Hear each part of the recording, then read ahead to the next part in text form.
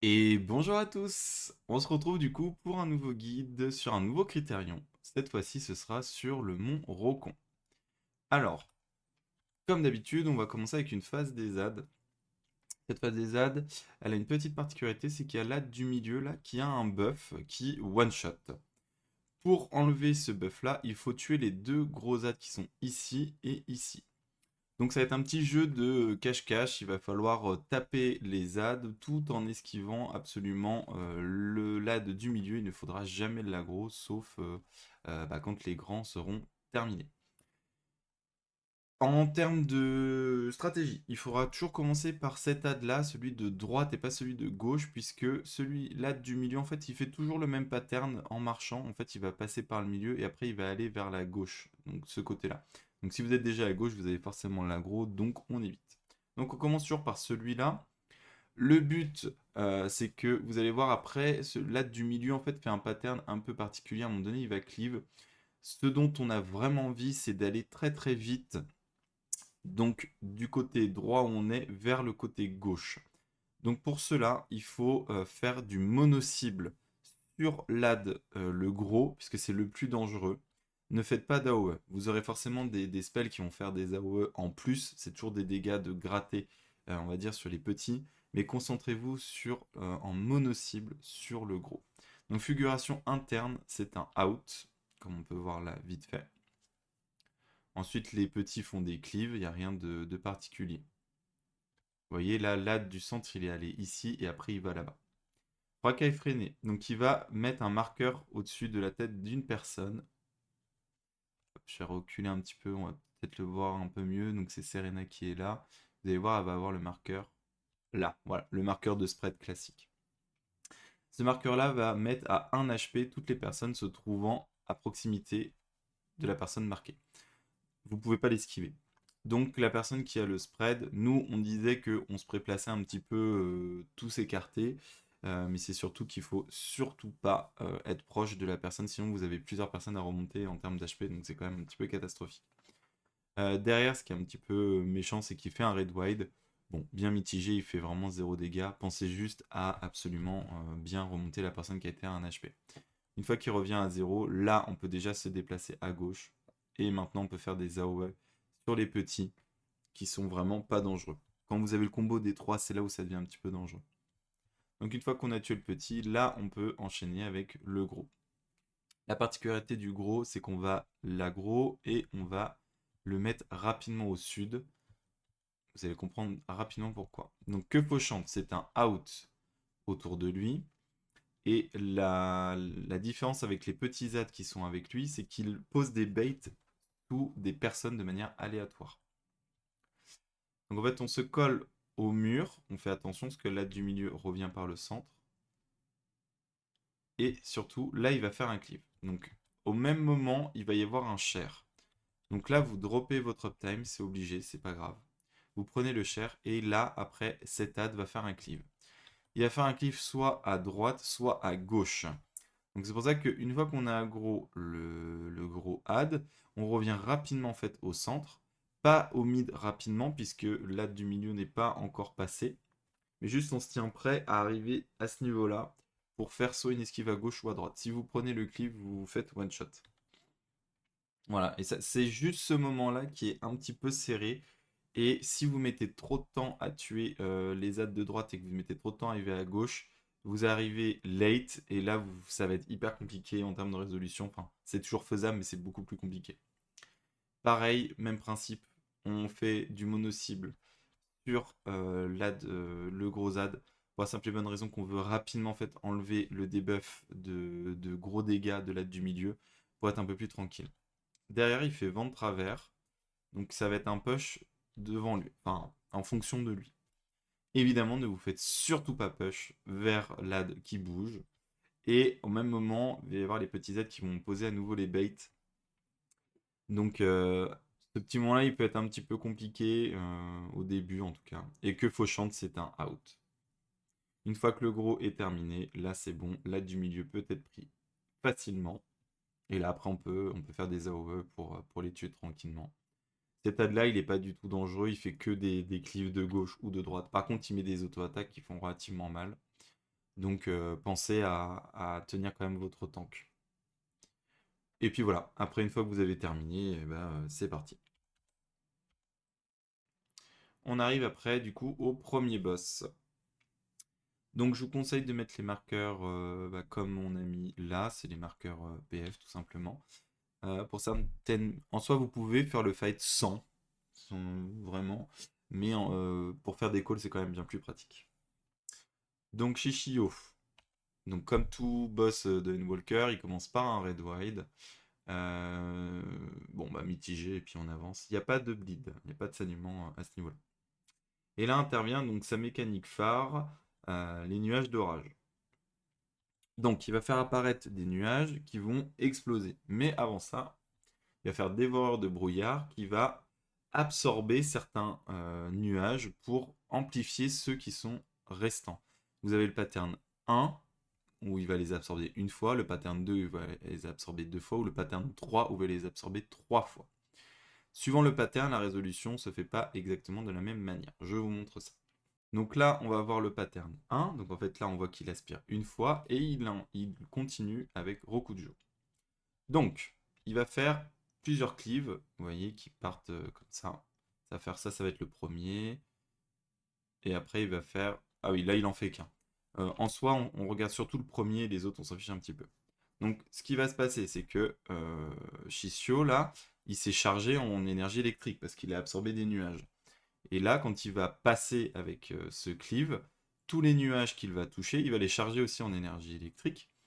Et ces nuages-là vont exploser. Sauf qu'en explosant, ils vont activer les nuages qui sont à proximité, qui eux-mêmes vont exploser, activer les autres, etc., etc.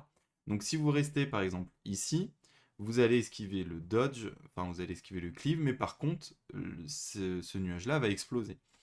Donc le but du jeu, c'est de repérer. Quand c'est un 1, c'est relativement facile.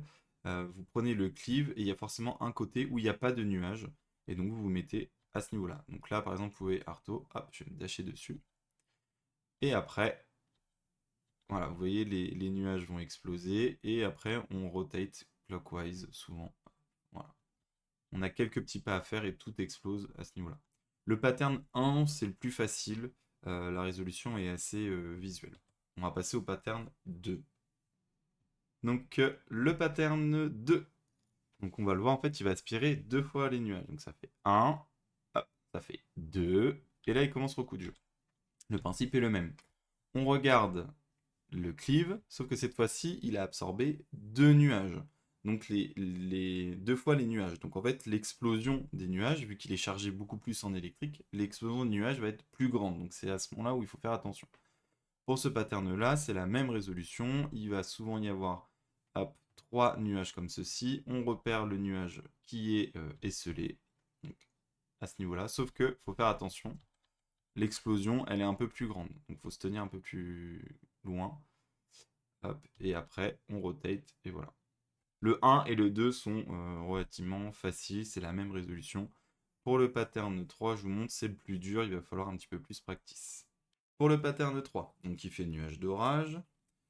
Il va absorber donc 3 fois les nuages. Donc à ce moment-là, on compte. On fait 1, ça fait 2, et ça fait 3. Donc vu qu'il absorbe 3 fois les nuages, il n'en reste plus beaucoup. Mais par contre, ils sont chargés de manière extrêmement forte en termes d'énergie électrique. Donc, la résolution. Cette fois-ci, il y aura, vu qu'il n'y a plus que quelques nuages, il n'y en a plus que 3 d'ailleurs, la résolution va se faire qu'il va faire son cleave, et il va toucher ce nuage-là. Ce nuage-là va avoir une explosion mais gigantesque. Et il va toucher celui-ci, qui va avoir aussi une explosion gigantesque, qui va venir toucher celui-ci. Sauf que dans le pattern 3, il fait aussi plusieurs cleaves. Donc en fait, ça ne s'arrête pas là.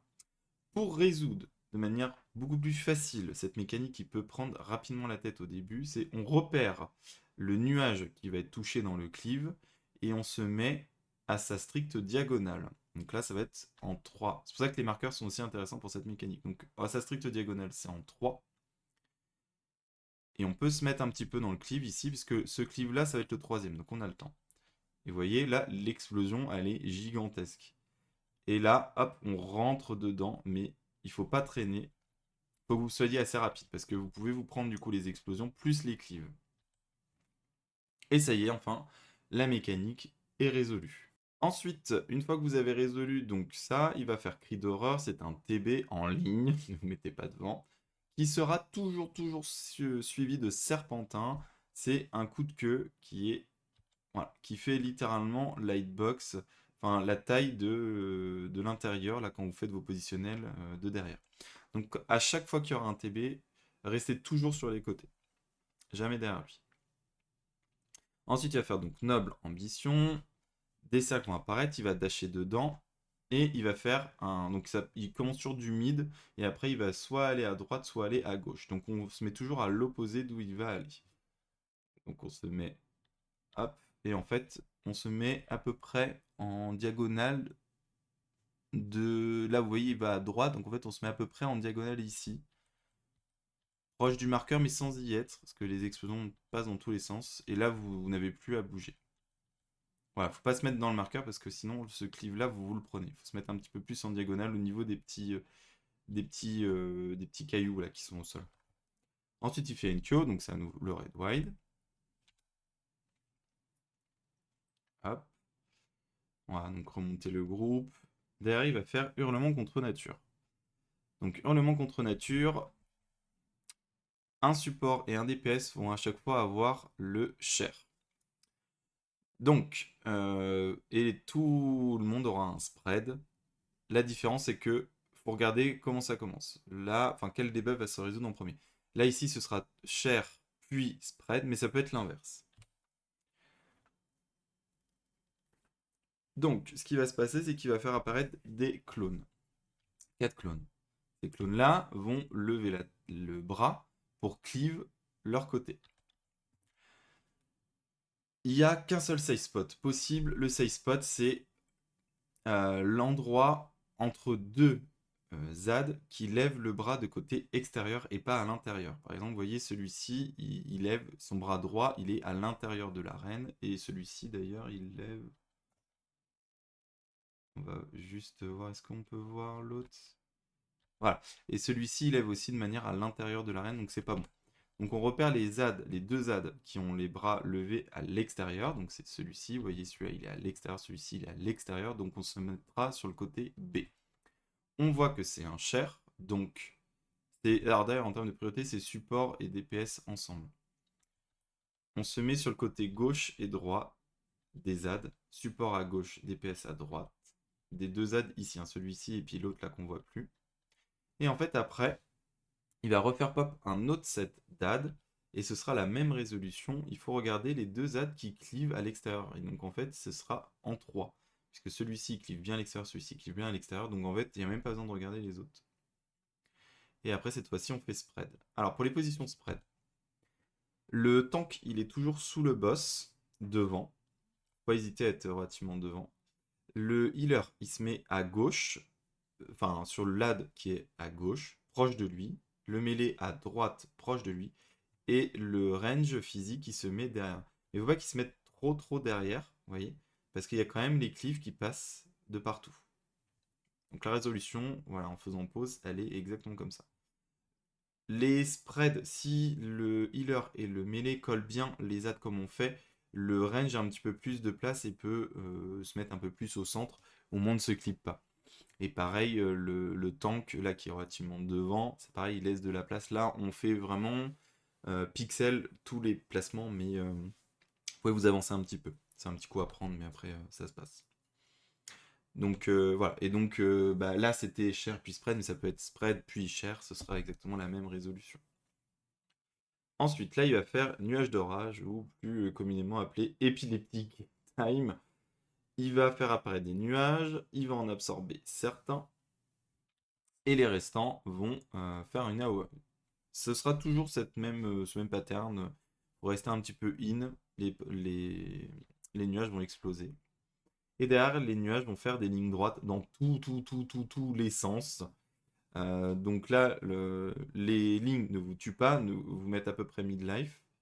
Et surtout, vous mettent un damage down. Donc là, en fait, il n'y a pas du tout de strat. Il faut juste esquiver. Et voilà, bonne chance quoi. Là, j'en ai pas esquivé. Il y a des moments où on arrive, des fois on n'y arrive pas. un petit peu aléatoire. Mais ça ne tue pas, faut juste essayer de ne pas se faire tuer. Donc élément contre nature, pareil, il y aura toujours un DPS qui aura un cher, un support qui aura un cher. Donc on reste en équipe support et DPS. Donc là, ce sera à nouveau cher puis spread, mais ça peut être aussi l'inverse. Là, il faut regarder le nom du cast. Soit il fait œil du vortex de foudre, donc si c'est un œil, ça commence par un O, il faut être out. Donc la résolution, c'est les supports se mettent en A. On se met bien out parce que, je sais pas si on va voir, voilà. Le, le out est relativement grand, mais surtout le snapshot se fait avant votre résolution du share. Donc ne grattez pas d'uptime ou quoi que ce soit, je veux la safe. Donc ça fait d'abord le share. Les collègues là ils se sont mis en B, vous pouvez aussi vous mettre en C. Et après, vu que c'était un out en premier, ce sera un in en second. Donc on se met en position classique comme on fait depuis le début. Le healer à gauche, boss relative, normalement il regarde vers le nord on va dire. Enfin true north plutôt. Le DPS mêlé à droite, le range physique derrière et le tank devant. Ça peut être l'autre pattern. Donc l'autre pattern, non c'est encore un cher qui commence là. Ça peut être Vortex, au lieu que ce soit... en fait, le dernier c'est toujours de l'œil de foudre, donc ne vous faites pas bait, vous regardez juste le premier. Le premier c'était un œil, donc ça commençait par un O, c'est out. Là c'est Vortex, j'ai pas de moyens mémotechniques. Vortex ça commence par un in, puis après un out. Donc on se met in, cher. Et après, ça fait un out. Et comme je vous rappelais, le snapshot se fait avant la résolution du spread. Donc ne gridez pas. Chacun a sa position out. Et mécanique résolue. Donc une fois qu'on a résolu la mécanique, derrière, il va faire à nouveau un red wide. Donc NQ. Et... non, je crois pas qu'il refasse de TV à ce moment-là. Il fait directement sa dernière mécanique. Voilà, cri de tourmente. Je vous dis dernière mécanique, puisque après il refait quelques mécaniques, mais c'est de la répétition de ce qu'on a vu avant. Donc cri de tourmente, ça c'est la mécanique qui faudra un petit peu plus train. Donc, il va y avoir 4 adds qui vont apparaître, qui vont être liés à chacun d'entre nous. Ces adds en fait vont nous poursuivre jusqu'à peu près les 3 quarts de la barre de cast du boss. Il y a 2 tours. Il y a 2 personnes qui n'auront pas de marqueur, donc comme moi, là par exemple, j'ai pas de marqueur spread. Ice, il a le marqueur spread. Ces spreads sont des défams, donc il faut faire attention, c'est des grandes OE. Donc à la fin de la résolution, c'est les défams se mettent dans les coins de manière, enfin, loin des tours, et ceux qui n'ont pas de défams prennent les tours. Le problème, c'est que ces adds-là, ils nous pourchassent relativement longtemps, donc on ne peut pas aller directement dans les tours, et vous ne pouvez pas aller directement dans le coin, sinon l'ad va vous toucher et va vous tuer. Donc je vais vous montrer un petit peu les manières dont on fait pour les résoudre. La base, c'est chacun se met loin, on étire le lien de son add, et après on va rotate clockwise. Donc là, moi je rotate clockwise, je sais que j'ai un spread. Là, j'ai la tour qui est là-bas, donc je ne vais pas pouvoir me mettre là-bas. Donc il va falloir que je me mette dans ce coin-là. Hop. Et vous voyez à peu près, même au 9 dixième, ça y est, là, l'ad disparaît, et donc chacun, hop, peut aller prendre sa tour. Et voilà. Ça, c'était pour la partie où j'avais une des femmes. Je vous montre d'autres manières, d'autres patterns. Là, donc je me mets à la stricte opposée. Hop. Et quand il commence à arriver au mid, là on rotate clockwise. Là c'est le pattern un petit peu plus bizarre, parce que tout est complètement aléatoire. Là vous voyez, Serena, c'est elle aussi qui doit prendre une tour. Mais si on rotate strictement clockwise, c'est-à-dire que Serena va devoir faire un tour de malade pour aller jusqu'ici. Et moi, ça va être encore pire. Il faut que je fasse tout le tour de l'arène pour prendre celle-ci qui est là-haut. Dans ce pattern-là, vous pouvez communiquer. Si vous êtes assez à l'aise avec la mécanique, dans ces cas-là, moi, ce que je vais faire, c'est que je lui ai call, je vais prendre la tour qui est en 3. Elle va faire le tour pour prendre celle-ci. Et vous avez le temps. C'est-à-dire que moi, je me mets quand même dans le coin, mais pas trop. Je sais qu'au 9 dixième du cast, il va disparaître. Donc là, j'ai claqué le sprint. Et hop, on est rentré dans notre tour. C'est le seul pattern où la rotation strictement clockwise ne s'applique pas forcément. À un moment donné, sur cette mécanique-là, il y a soit vous êtes en vocal et vous pouvez communiquer, sinon il y a le use your eyes en PF où tu vois un petit peu ce que fait ton collègue. Il y a certains moments, on est obligé de faire ça, sinon ça rend la mécanique trop compliquée. Et je vous montre du coup un dernier pattern. Donc là, ah oui, alors, très important. euh, Quand il fait le red wide, écartez-vous bien, mais surtout, soyez assez réactif parce que vous pouvez pop, voilà, comme moi, sur un des ZAD, sachant que les ZAD s'activent relativement tôt. Donc, barrez-vous rapidement des ZAD et surtout, votre AD peut être. Là, j'aurais pu être linké à celui-ci. Donc, il faut rapidement se barrer tout en. Par exemple, si je passais dans le milieu, là j'avais de la chance, il n'y avait que celui-là qui était au milieu. Mais des fois, vous pouvez en avoir plusieurs. Donc, faites bien attention quand vous passez au milieu de ne pas vous prendre les AOE là, qui passent ici. Donc on étire le lien, et donc là, moi, je n'ai pas de marqueur, donc je vais devoir prendre une tour. Et là, la mécanique ça s'applique strictement. Je peux rotate clockwise gentiment pour aller prendre ma tour. Sachant que le LAD, il est vraiment très très loin de moi, donc j'ai le temps. Je me rapproche de ma tour, hop, il a fini, je rentre dedans, et c'est fini. Mécanique résolue. Et donc, une fois que vous avez réussi cette mécanique-là, il va faire spirale de foudre, qui est toujours un in. Il n'y a pas de out ou quoi que ce soit, ce sera toujours un in. Donc, une fois que vous avez pris vos tours, vous retournez in. Le boss refait cri d'horreur, donc l'ATB. Pensez bien à son coup de serpentin qui arrive juste derrière de manière assez rapide. Donc, ne vous mettez pas derrière. Et après, il refait donc dévoreur de brouillard, donc la toute première mécanique où il absorbe les nuages, et ce sera soit un 1, soit un 2, soit un 3. Si vous ne l'avez pas encore tué, il refait la mécanique de épileptique, sauf que épileptique 2, les AOE sont beaucoup plus grandes. Il y a moins de nuages, ils sont beaucoup plus chargés, donc il y a des plus grosses AOE à éviter, mais pour le coup, elle est presque plus facile parce que il y a moins d'AOE dans tous les sens. Et une fois que vous avez passé épileptique 2, là il fait à nouveau red wide, et après ce sera l'enrage. Mais normalement là vous l'aurez déjà largement tué. Voilà, j'espère que ce guide vous aura aidé, et puis bah bon courage pour vos clears. Ce boss là il demande un petit peu de practice quand même, mais il est relativement cool à affronter une fois qu'on est à l'aise dessus. Voilà, n'hésitez pas à liker, et je vous souhaite une bonne journée. Bye bye tout le monde!